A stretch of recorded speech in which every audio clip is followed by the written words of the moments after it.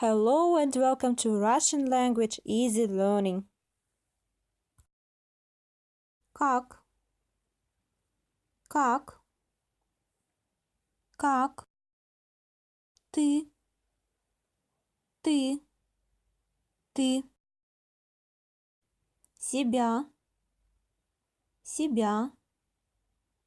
Себя? Чувствуешь? Чувствуешь? Чувствуешь? Хорошо. Хорошо.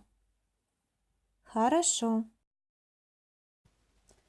Now let's make sentences. Remember, in Russian you can change the position of a word in a sentence without changing its sense.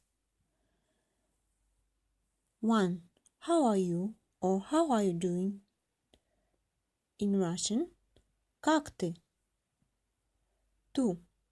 How do you feel or how are you feeling? In Russian will be как ты себя чувствуешь? Or как ты чувствуешь себя? Or как себя чувствуешь? Or как чувствуешь себя? 3. Do you feel? Ты чувствуешь?